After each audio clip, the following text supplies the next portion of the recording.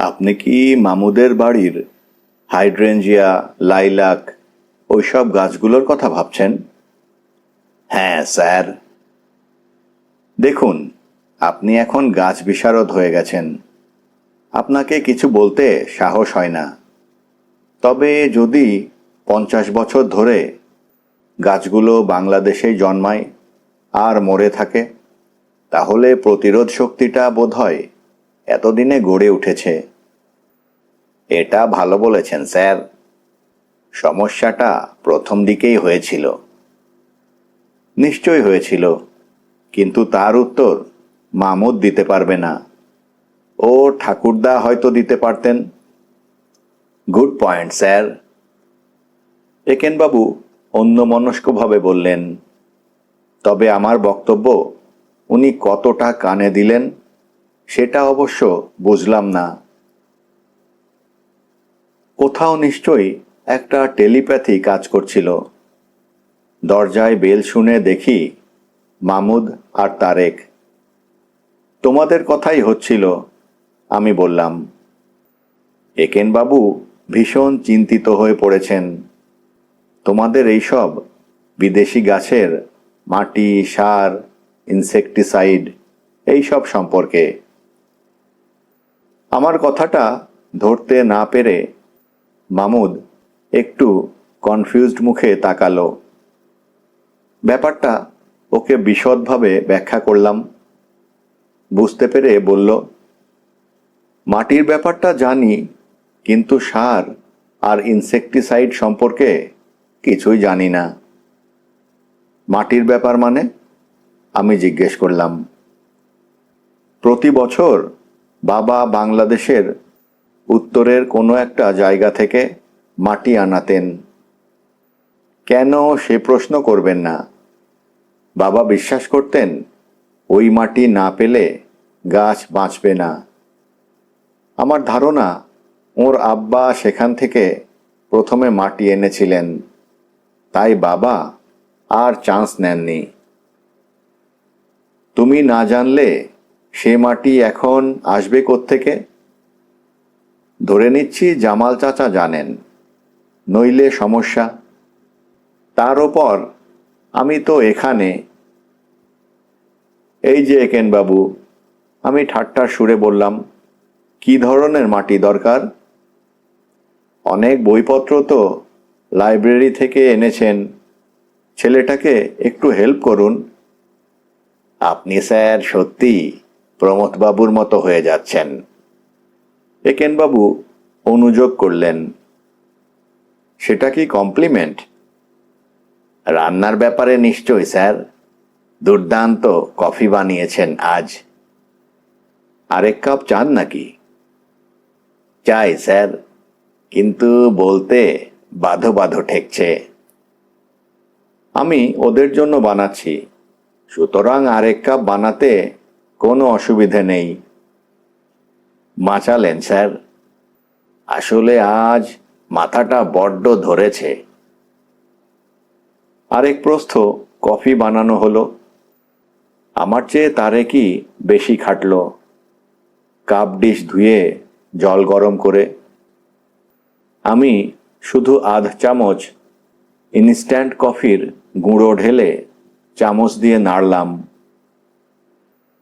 Coffee খেতে খেতে একেনবাবু হঠাৎ মামুদকে জিজ্ঞেস করলেন, আচ্ছা স্যার, আপনার আম্মাকে দেখে খুব বেশি বয়স কিন্তু মনে হলো না। খুব বেশি বয়স ওর হয়নি। একেনবাবু বোধহয় দ্বিতীয় প্রশ্নটা করবে কি না ভাবছিলেন। তার আগেই মামুদ বললেন, উনি আমার নিজের মা নন। আপনার নিজের মা স্যার? তিনি অনেকদিন হলো মারা গিয়েছেন। একেনবাবুর চোখে তখনও প্রশ্ন দেখে মামুদ বলল, আমার এই আম্মাকে বাবা বিয়ে করেন বছর 10 আগে। এটুকু বলার পর মামুদের স্বাভাবিক সংযম ভেঙে গেল। অনেকগুলো কথা প্রায় অনাবশ্যকভাবেই বলে ফেলল। আমার সঙ্গে আমার আম্মার সম্পর্ক ভালো নয়। উনি আমার থেকে বছর কয়েকের মাত্র বড়। খুব গরিব ঘর থেকে এসেছেন। কেন এবং কিভাবে বাবার সঙ্গে ওর পরিচয় বা বিয়ে হলো আমি বলতে পারবো না। আমি বোর্ডিং স্কুলে পড়তাম, এসে দেখি উনি বাড়িতে এসে গেছেন। কিন্তু ওর সঙ্গে কোনোদিনই আমার বনেনি। দরকার মতো কথাবার্তা হতো, ব্যাস এটুকুই। বাইপাস হবার আগে যখন বাবার প্রাণ প্রায় যায় যায় হয়েছিল, তখন প্রথম আম্মা আমার সঙ্গে অত্যন্ত সুব্যবহার শুরু করেন। আসলে ওর বোধহয় ভয় হয়েছিল বাবার মৃত্যুর পর আমি যদি ওকে না দেখি। সে ব্যাপারে ওর কোনো চিন্তা নেই, এটা আমি ওকে নিশ্চিত করেছিলাম। তাছাড়া জামাল চাচাও তখন এগিয়ে এসে ওকে সাহস দিয়েছিলেন যে ওর কোনো অর্থকষ্ট বাবা হতে দেবেন না বলে। কেন স্যার, আপনাদের শরীয়ত আইনে বিধবা স্ত্রীরা কিছু পান না?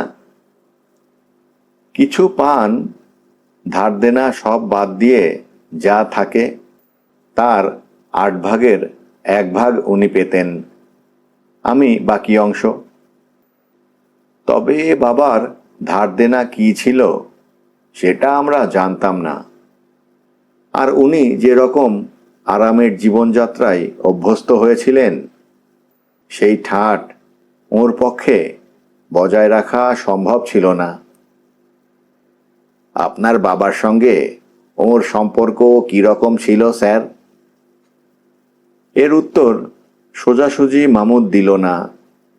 শুধু বলল, আম্মা কম বয়সী এবং সুন্দরী, বাবা পছন্দ করেই বিয়ে করেছিলেন। আপনার আম্মার কোনো ছেলেপুলে হয়নি স্যার? একটি হয়েছিল শাদির কয়েক বছর পরে, কিন্তু বাচ্চাটা জন্মানোর সময়ে মারা যায়। আপনি বলেছিলেন স্যার, আপনার বাবা মারা যাবার কিছুদিন আগে থেকে আপনার আম্মা আর বাবার মধ্যে একটা দূরত্ব লক্ষ্য করেছিলেন। তার মানে স্যার, তার আগে নিশ্চয়ই ওদের সম্পর্কটা ভালো ছিল। আমি কি ভুল বলছি স্যার? মামুদ এবার লজ্জিত হলো। না, আপনি ভুল বলেননি।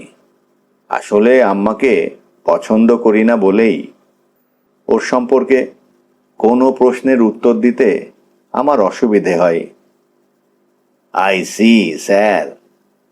আচ্ছা, আপনাদের সমাজে দেনমোহরের একটা ব্যাপার আছে না? বুঝেছি আপনি কি জানতে চাচ্ছেন। না, আমার মনে হয় না বাবা ওকে বিয়ে করার সময় বিরাট কোনো দেনমোহরে রাজি হয়েছিলেন বলে। আমি জোর করে কিছু বলতে পারবো না, কিন্তু বাবার অসুখের সময় আম্মা সেই নিয়ে আমাকে ওর চিন্তার কথাটা বলেছিলেন। দেনমোহরের ব্যাপারটা কি? আমি জিজ্ঞেস করলাম। ওটা খানিকটা আপনাদের স্ত্রীধনের মতো। মুসলমান স্বামীরা দেনমোহরের টাকাটা মৃত্যুর আগে স্ত্রীকে দিয়ে যেতে বাধ্য। অর্থাৎ কেউ মারা গেলে তার সম্পত্তি থেকে দেনমোহরের টাকাটা প্রথমেই বিধবা স্ত্রীর কাছে চলে যায়। তারপর অন্যান্য ঋণ, কর্জ ইত্যাদি মিটিয়ে যা বাকি থাকে সেটাই ওয়ারিশদের মধ্যে ভাগ করা হয়।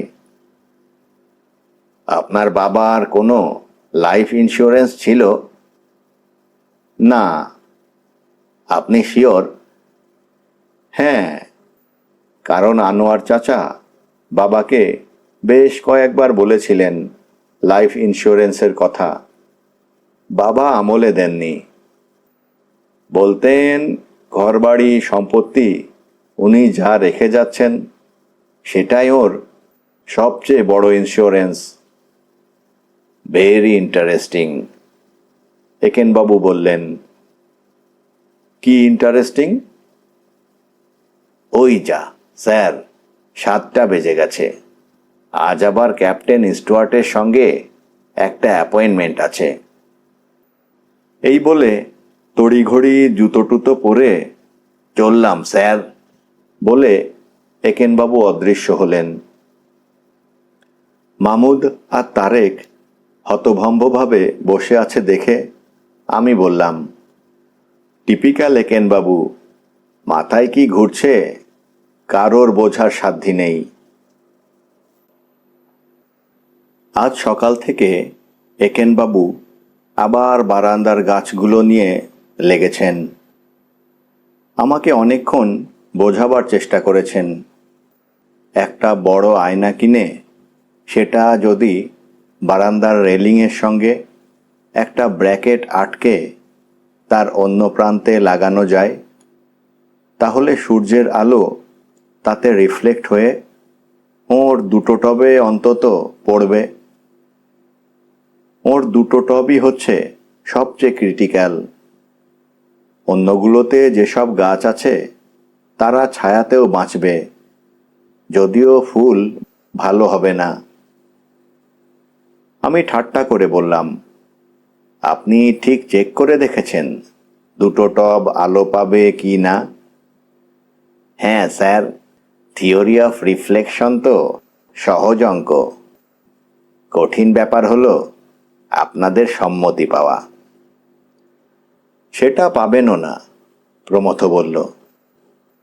আয়না ভেঙে নিচে কারোর মাথায় পড়লে খুনের দায়ে জেলে যাবে কে, আপনি না আমরা? পড়ে যাবে কেন স্যার, ব্র্যাকেটে নাট বল্ট দিয়ে টাইট করে লাগানো থাকলে। আপনি এক কাজ করুন, প্রমথ বলল, সব কটা টব মামুদকে দিয়ে দিন। ওদের কম্পিটেন্ট মালি আছে, বিদেশি গাছ বাঁচিয়ে অভ্যস্ত। ওরা আপনার গাছকে অনেক ভালো করে দেখভাল করবে। আপনি স্যার সত্যি। একেনবাবু ওর এই ব্রিলিয়ান্ট আইডিয়াটা এভাবে উড়িয়ে দেওয়া হলো বলে একটু ক্ষুণ্ণই হলেন। আমার খারাপ লাগলো। বললাম, দোকানে তো গ্রো লাইট বিক্রি করে দেখেছি, তার একটা কিনে লাগান না। ওগুলো খুব ইফেক্টিভ নয় স্যার। কোথায় সূর্যের আলো আর কোথায় গ্রো ল্যাম্প। আরে মশাই, নেই মামার থেকে তো কানা মামা ভালো। তা ঠিক। ঠিক আছে, আপনি যখন এত ঘ্যান ঘ্যান করছেন, ইলেকট্রিসিটি না হয় আমরা শেয়ার করব। তবে এও আপনাকে বলছি, এর থেকে অনেক সস্তা হতো যদি আপনি সপ্তাহ অন্তর কিছু ফুল বাড়িতে কিনে আনতেন। এই মাটি জলে বারান্দা কাদা করতেন না, ফুলও বাড়িতে থাকতো এবং তার ভ্যারাইটিও অনেক বেশি হতো। কিন্তু স্যার, নিজের হাতে বাগান করার আনন্দটা তো থাকতো না। সেটা তো শুধু আপনি উপভোগ করছেন, আমরা সাফার করছি। এক্ষেত্রে সবাই উপভোগ করতাম, আপনার ম্যাডাম ফ্রান্সিসকাও। টেকেনবাবুর ভাগ্য অতি সুপ্রসন্ন। ঠিক এই সময়ে ফ্রান্সিসকা এসে হাজির। একেনবাবুর কীর্তিকলাপ দেখে সে মুগ্ধ। মাই গড, কি চমৎকার গাছগুলো হয়েছে ডিটেকটিভ। আমি শিওর কদিন বাদেই বড় বড় ফুল হবে। I am trying madam. Ekenbabu পরম উৎসাহিত হয়ে বললেন। আমাদের অনেক নেগেটিভ ফিডব্যাক সত্ত্বেও প্রমথ গম্ভীরভাবে বলল, তোমরা এত নেগেটিভ কেন? নেচারকে নার্চার করছেন মাই ডিয়ার ডিটেকটিভ। ফ্রান্সিসকা একেনবাবুকে খুব পছন্দ করে। স্নেহভরে মাই ডিটেকটিভ বলে ডাকে। একেনবাবুও ফ্রান্সিসকাকে দেখলে মনে বেশ বল পান এবং আমাদের বিরুদ্ধে যা যা কমপ্লেইন আছে সব নির্ভয়ে ব্যক্ত করেন। তার জন্য ফ্রান্সিসকার মিষ্টি তিরস্কার আমাদের সহ্য করতে হয়, এটাই রুটিন। একটু সূর্যের আলো জোগাড় করার চেষ্টা করছিলাম ম্যাডাম, কিন্তু ওরা আপত্তি করছেন। কেন? ফ্রান্সিসকা অনুযোগ ভরা জিজ্ঞাসু দৃষ্টিতে আমাদের দিকে তাকালো। তুমি জিজ্ঞেস করো না, আইডিয়াটা কি? একেনবাবু বিশদ করে আয়নার ব্যাপারটা বোঝালেন। দ্যাটস ব্রিলিয়ান্ট, সস্নেহে ফ্রান্সিসকা বলল। সিটি কোডে না আটকালে নিশ্চয়ই করা যেত।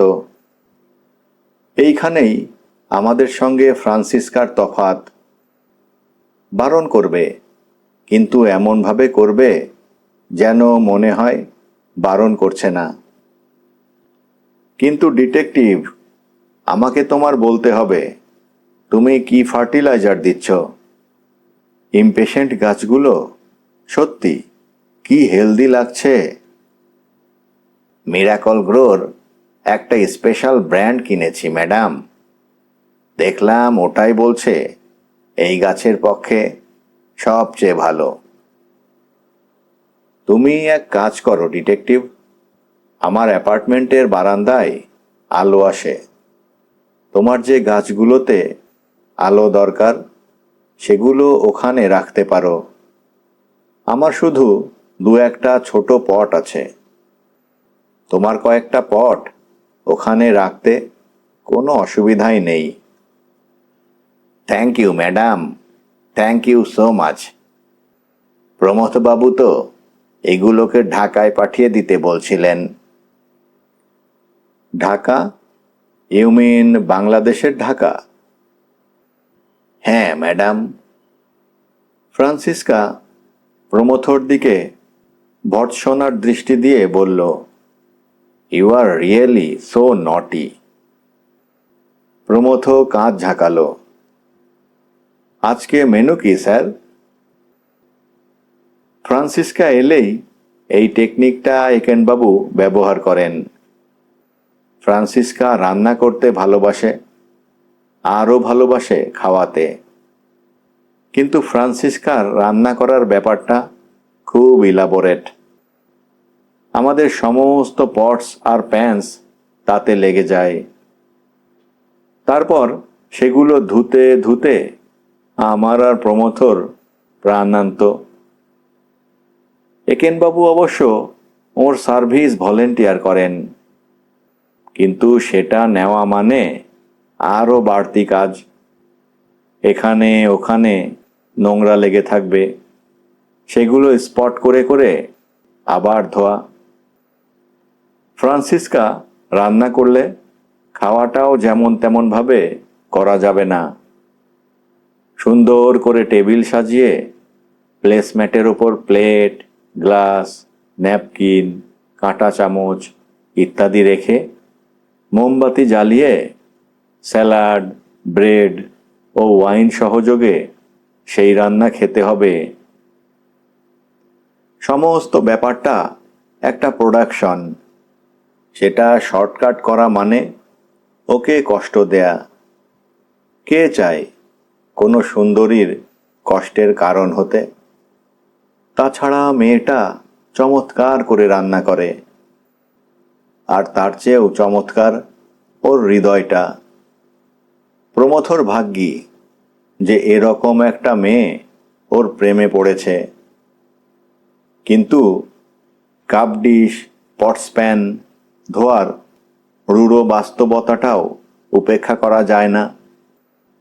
তাই আবার খাবার ধুয়ো তুলেছেন দেখে প্রমথ ধমকে বলল, আপনি এত হ্যাংলা কেন মশাই? আবার পোঁ ধরলেন। ফ্রান্সিসকা এখন বাংলা বেশ শিখে গেছে, সহজ সহজ কথাগুলো ধরতে পারে।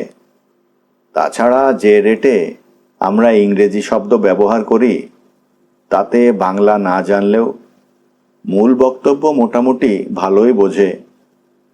কিন্তু হ্যাংলা আর পোঁ শব্দটা ও ধরতে পারল না। জিজ্ঞেস করল, হ্যাংলা কি?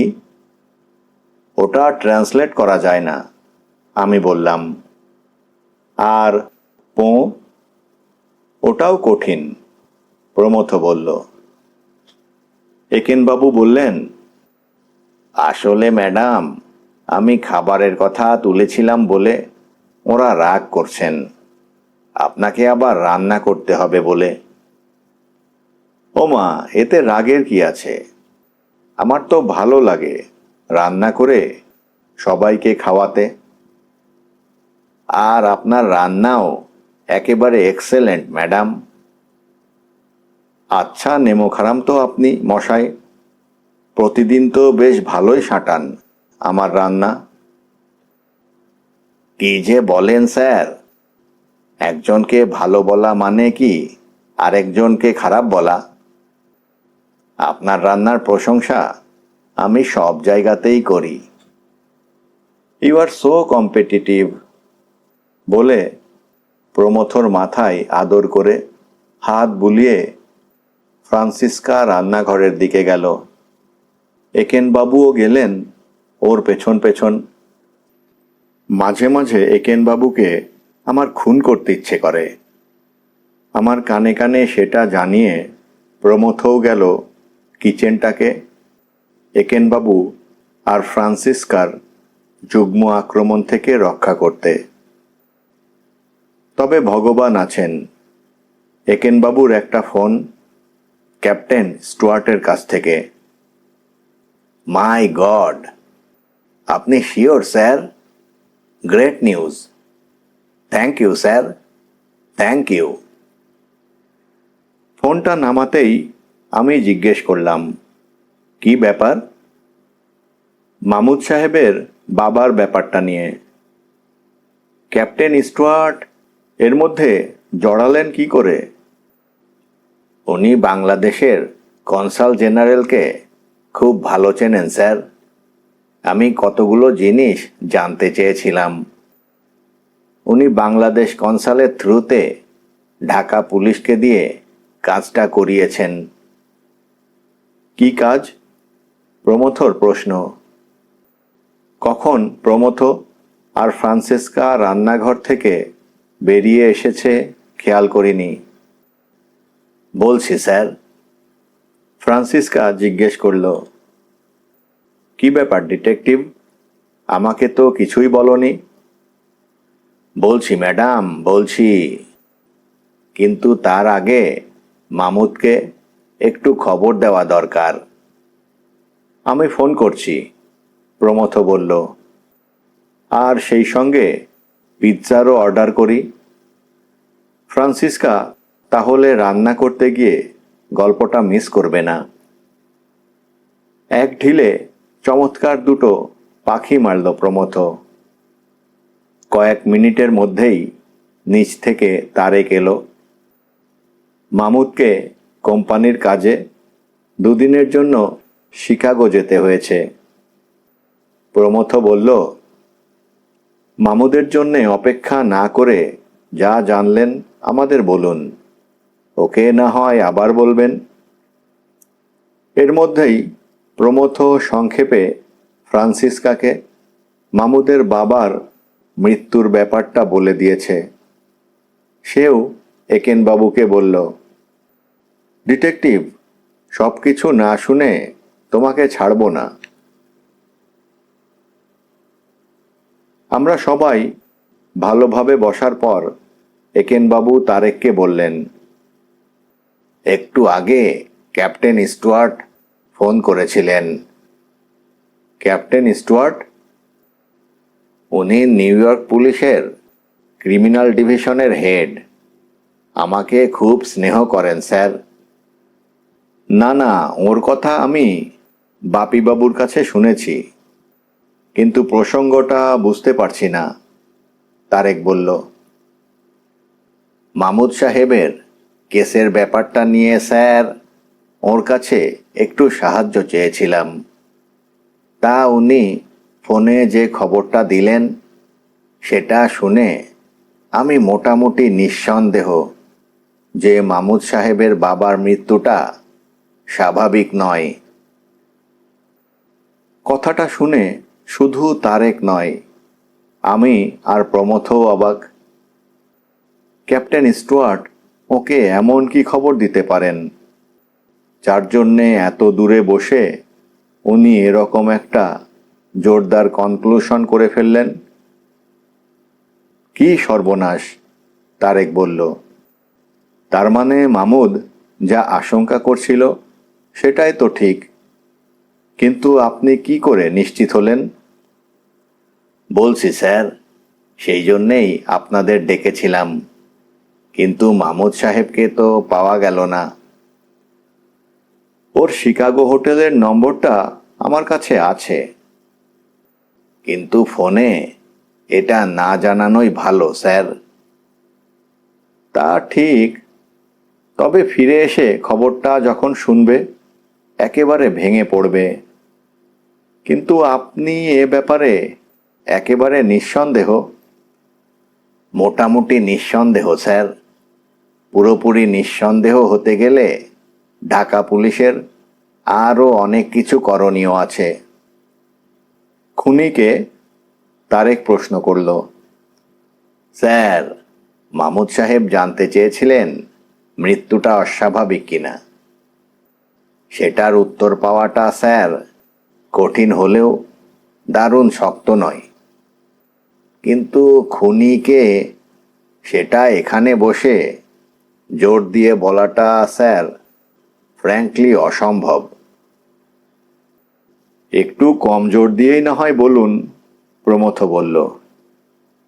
স্যার, আমার একটা থিওরি আছে, সেটাই ক্যাপ্টেন স্টুয়ার্টকে বলেছি ঢাকার পুলিশকে জানাতে। সেই থিওরিটা কি বলবেন? তারেক জিজ্ঞেস করল। থিওরিটা পিওর থিওরি স্যার, ঠিক নাও হতে পারে। আহ, এত ভনিতা না করে শুরু করুন না। প্রমথ এবার অধৈর্য হয়ে উঠেছে। করছি স্যার, করছি, কিন্তু যা আমি বলছি সেটা একটু সাফাই না গিয়ে বলাটা অনুচিত হবে। সাফাই তো হলো, এবার বলুন। একেনবাবু শুরু করলেন। মামুদ সাহেবের বাবাকে খুন করা হয়েছিল ওর অরেঞ্জ জুসে পটাশিয়াম সায়ানাইড মিশিয়ে। আপনি একেবারে বিষের নাম জেনে বসে আছেন? প্রমথ অবিশ্বাস ভরে কথাটা বলল। সেই তথ্যটাই আমাকে ক্যাপ্টেন স্টুয়ার্ট দিলেন স্যার। কি যা তা বলছেন মশাই? জুসটা তো পুলিশ পরীক্ষা করেছিল, কিছুই পাইনি। সেটা জানি স্যার। তাহলে? আহ, আমি প্রমথকে ধমক দিলাম। তুই চুপ করবি? একেনবাবুকে বলতে দে। এত সাসপেন্স না দিয়ে সোজাসুজি বললেই তো চুকে যায়। বলছি স্যার, সোজাসুজিই বলছি, কিন্তু জিনিসটাতে এত প্যাঁচ রয়েছে যে গুছিয়ে বলাটা কঠিন। ডিটেকটিভ, তুমি আস্তে আস্তে বলো, আমরা শুনছি। ফ্রান্সিসকা এবার প্রমথকে চুপ করানোর ভার নিল। থ্যাংক ইউ ম্যাডাম, আমি আলো নেভার ব্যাপারটা দিয়েই শুরু করি। আমার বিশ্বাস আলোটা ওভারলোড বা ডিফেক্টিভ ব্রেকারের জন্য নেভেনি। ওটা সার্কিট ব্রেকার অফ করেই নেভানো হয়েছিল, যাতে খুনি মাসুদ সাহেবের অরেঞ্জ জুসের গেলাসটা সরিয়ে সেই জায়গায় পটাশিয়াম সায়ানাইড মিশানো বিষাক্ত একটা গ্লাস রেখে দেবার সুযোগ পান। তারপরে আলো জ্বলে উঠল। জামাল সাহেব আর মামুদ সাহেবের পিসেমশাই যখন টোস্ট দিলেন তখন সেই বিষাক্ত জুসটা মাসুদ সাহেব খেলেন। এখন খুনির চিন্তা ছিল যে জুস খেয়ে মৃত্যু হলে সেই জুসটা সম্ভবত পরীক্ষা করা হবে। সুতরাং এই বিষাক্ত জুসটাকে সরাতে হবে। সেই জন্য আবার বাতি নেভাতে হলো। দ্বিতীয়বার আলো নেভা মাত্র খুনি মাসুদ সাহেবের বিষাক্ত গ্লাসটা পাল্টে দিয়ে ওর পুরনো গ্লাসটা সামনে রেখে দেন। দাঁড়ান দাঁড়ান, প্রমথ আর চুপ করে থাকতে পারল না। আপনি একটা অবাস্তব কথা বলছেন। খুনি অরেঞ্জ জুসে বিষ মিশিয়েছিল, সেটা যদিও বা সম্ভব হয়, কিন্তু দৌড়ে গিয়ে আবার আলো নিভিয়ে এসে সেই গ্লাসটা সরিয়ে অন্য একটা গ্লাস মাসুদ সাহেবের সামনে রাখাটা ইম্পসিবল। আমারও তাই বিশ্বাস, স্যার। তাহলে আপনি যে যুক্তি দিলেন সেটা ভেবেই আমারও তাই মনে হয়েছে, স্যার। খুনির একজন সাহায্যকারী ছিল। আপনি বলতে চান যে সাহায্যকারী এমনভাবে দুবার বাতি নিভিয়েছিল যাতে খুনি তার কাজগুলো করতে পারে, আশেপাশের লোকেদের সন্দেহ না জাগিয়ে, তাই তো? এবার তারেক প্রশ্ন করল, দুবারই যে সাহায্যকারী বাতি নিভিয়েছিল তা আমি বলছি না, স্যার, কিন্তু টাইমিংটা খুবই ইম্পর্ট্যান্ট। শুধু তাই নয়, স্যার, যারা এই হত্যাকাণ্ডে জড়িত তারা মামুদ সাহেবদের বাড়িটা ভালো করে জানেন। তাদের বাড়ির ভেতরে দেখলে বাড়ির কারো কোনো সন্দেহ হবে না। তার মানে বাড়ির কাজের লোক এর মধ্যে জড়িত? এবার আমি জিজ্ঞেস করলাম। তা তো বলিনি, স্যার, তবে সেটা নিশ্চয়ই একটা পাবলিসিটি, কিন্তু প্রবাবিলিটি নয়। আচ্ছা, তোমরা ওকে বলতে দেবে? ফ্রান্সিসকা আমাদের সবাইকে একটু বকুনি দিল। তারপর একেনবাবুকে বলল, এবার বলো ডিটেকটিভ। Thank you, madam. আমার নিজের বিশ্বাস খুনি প্রথমবার নিজেই একটা অরেঞ্জ জুসের গ্লাস নিয়ে সার্কিট ব্রেকারটা অফ করেছিলেন। সেই সময়েই তিনি সবার আড়ালে সেই জুসে বিষটা মেশান। মামুদ সাহেব যখন গেলেন কি হয়েছে দেখতে, তাতে যে সময়টুকু লাগলো সেই সময়ের মধ্যে তিনি ফিরে এসে অন্ধকারে মামুদ সাহেবের গেলাসটা সরিয়ে বিষের গেলাসটা সামনে রেখে দেন। তারপর মাসুদ সাহেব যখন সেটা খান, তার অল্পক্ষণের মধ্যেই আলো আবার নিভে যায়। এবার আলোটা নেভে ওর এক সাহায্যকারী ব্রেকারটি অফ করেন বলে মামুদ সাহেব আবার ছোটেন সার্কিট ব্রেকার বক্সের দিকে। কিন্তু যাবার পথে মিস্টার খান আর সিঁড়ির ঘরের মালি রহিমকে ছাড়া কাউকে দেখতে পান না। আর আগেই বলেছি, সেই সময়ে খুনি মাসুদ সাহেবের গেলাসটা আবার পাল্টে দেন। মামুদ সাহেবের বিষক্রিয়া ইতিমধ্যে শুরু হয়েছে। তিনি যখন ঢলে পড়ে যাচ্ছেন তখন খুনি চট করে সেই বিষাক্ত জুসটা পাশে একটা ফুলের টবে ফেলে দেন, যাতে কোনো মতেই সেটা ভুলে আর কেউ না খান বা পুলিশের হাতে পরীক্ষার জন্য না যায়। কিন্তু এটাই যে ঘটেছিল সেটা আপনি বুঝলেন কি করে? প্রমথ একটু বিরক্ত হয়েই বলল, কারণ স্যার, খুনি অরেঞ্জ জুসটা খুনি অরেঞ্জ জুসটা হাইড্রেঞ্জিয়ার টবে ফেলেছিলেন। So what? ফলে হাইড্রেঞ্জিয়া ফুলের রংটা পাল্টে গেল। কি বলছেন মশাই, যা তা? এবার প্রমথ বলল, ঠিক কথাই বলছি স্যার। আপনি খেয়াল করেছেন কি না জানি না, কিন্তু বাপিবাবু দেখেছেন সমস্ত সাদা আর আবছা পিঙ্ক রঙের হাইড্রেঞ্জিয়া ফুলের মধ্যে শুধু একটার রং নীল। আর সেই নীল রঙের হাইড্রেঞ্জিয়াটা পার্টির দিন ছিল না। আমি খুব ভালো করে পার্টির সময়ের ছবিগুলো দেখেছি, আপনারাও দেখেছেন। ছিল কি?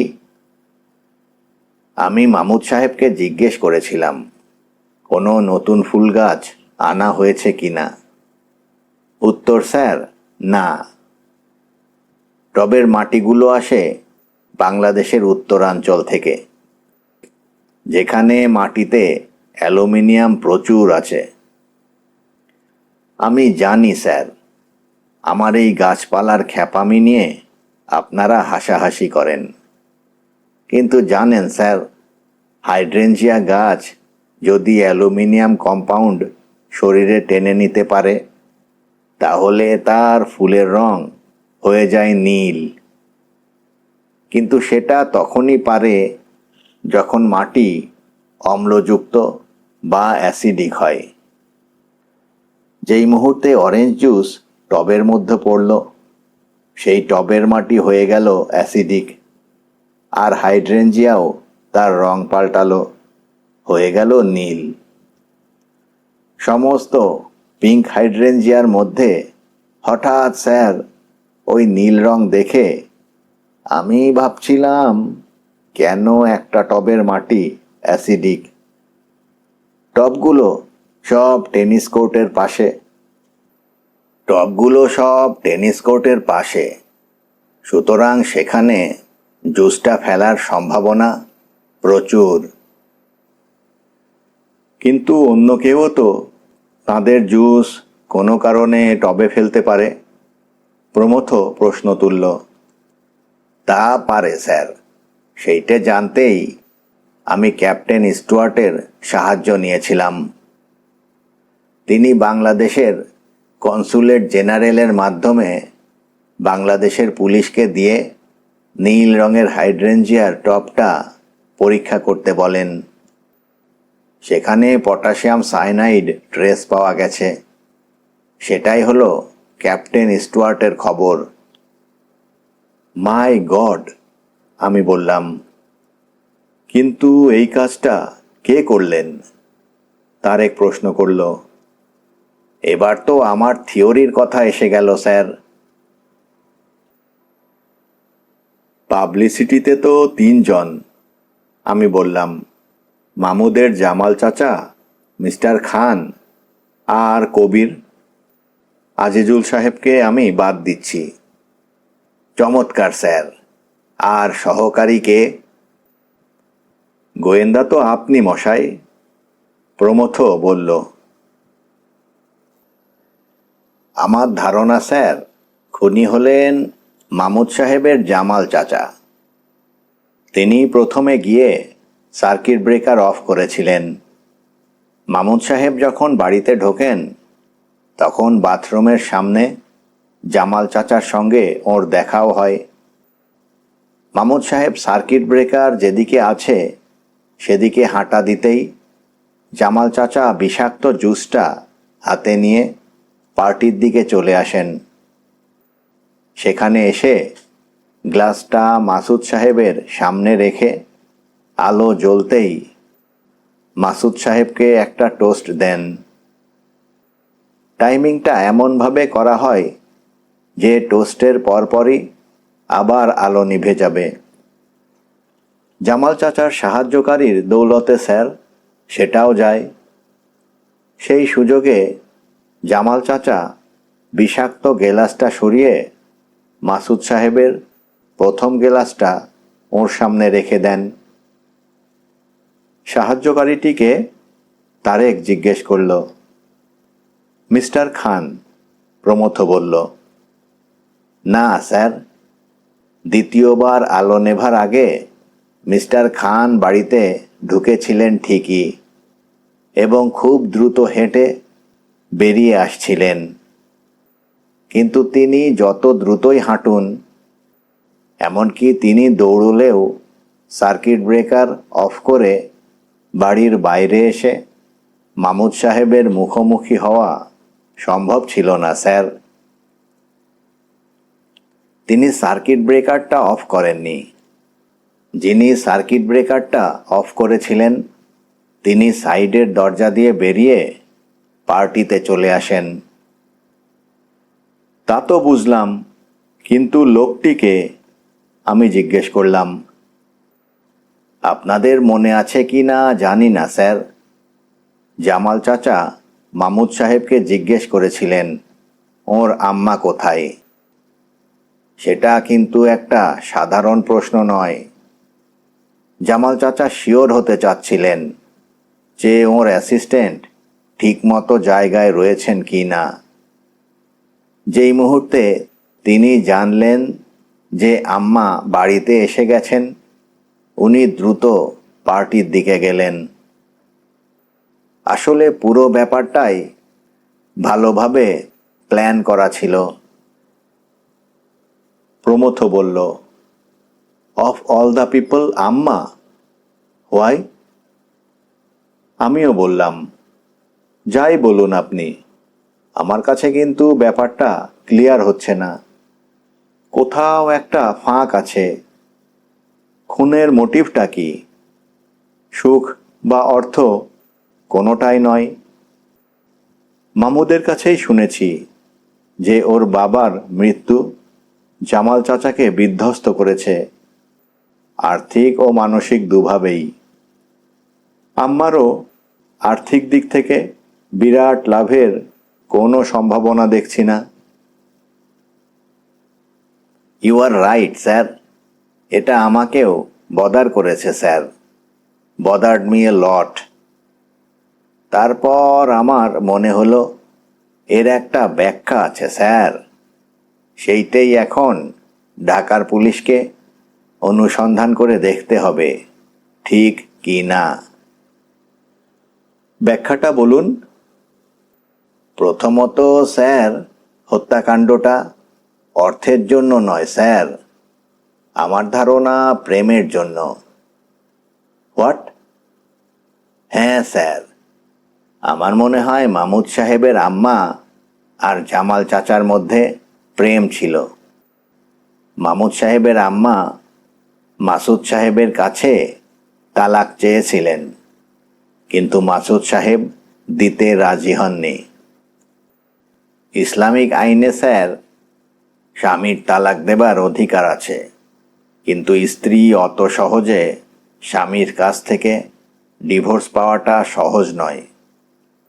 মাসুদ সাহেব নিশ্চয়ই সন্দেহ করতে শুরু করেছিলেন যে জামাল সাহেবের সঙ্গে স্ত্রীর পরকীয়া আছে, ফলে মানসিকভাবে কষ্টও পাচ্ছিলেন। জামাল সাহেব আর আম্মা যখন বুঝলেন কোনো মতেই মাসুদ সাহেব আম্মাকে ছাড়তে রাজি হবেন না, তখন এই মার্ডারের প্ল্যানটা করেন। কাম একটা আদিম রিপু স্যার, মানুষ অনেক রকম অদ্ভুত কাজ এর তাড়নায় করে ফেলতে পারে স্যার। এটা নিশ্চয়ই একটা ব্যাখ্যা, যদিও ধোপে নাও টিকতে পারে। আমি বললাম, কিন্তু এর জন্যে জামাল চাচার মানসিক অশান্তি বা অর্থকষ্টের ব্যাখ্যাটা তো পেলাম না। ইয়েস স্যার, এইবার বলি কেন সেটা হয়েছে বলে আমার সন্দেহ। এইটা যদি পারফেক্ট ক্রাইম হতো তাহলে কোনো সমস্যাই ছিল না, কিন্তু একজন যিনি মাসুদ সাহেবের টেবিলে বসেছিলেন তিনি জামাল চাচার এই গেলাস সরানোটা অন্ধকারেও দেখে ফেলেন, এবং যেই মুহূর্তে মাসুদ সাহেব মুখ বিকৃত করেছেন সেই মুহূর্তে তিনি অনুমান করতে পারেন একটু পরে কি ঘটবে। অর্থাৎ আবার আলো নিভবে। তখন তিনি দ্রুত ছোটেন বাড়ির দিকে। হলঘরে ঢুকে তিনি দেখতে পান আম্মা ঢুকছেন সার্কিট ব্রেকার যে ঘরে আছে সেখানে। তিনি দ্রুত ফিরে আসেন পার্টিতে। তখন আলো আবার নিভে গেছে। কিন্তু এই ভদ্রলোক অতি ধুরন্ধর। এরপর ওর ব্ল্যাকমেল করা শুরু হয় জামাল চাচাকে। এর অর্থের প্রয়োজন মেটাতে জামাল চাচা তার সর্বস্ব খোয়ান। এবার আর ফ্যাক্টরি ওয়ার্কারদের সমস্যা নয়, এটা হলো মার্ডার চার্জ। সুতরাং মিস্টার খান এর জন্যে কয়েক কোটি টাকা দাবি অবশ্যই করতে পারেন। আমরা সবাই চুপ। একেনবাবু বললেন, ঢাকা পুলিশ এখন জামাল চাচার সমস্ত কাগজপত্র সিল করে দেখছে কোথায় ওর টাকা গেছে, আর খান সাহেবের টাকা কড়ির হিসেব নিকেশ করছে। দুটো মিলে গেলেই আমার মনে হয় এই হত্যাকাণ্ডের সুরাহা হবে। ফ্রান্সিসকা হাততালি দিয়ে বলল, ডিটেকটিভ, ইউ আর ব্রিলিয়ান্ট। শেষ খবর। ঢাকার পুলিশ আম্মা, জামাল চাচা আর মিস্টার খান তিনজনকেই গ্রেফতার করেছে।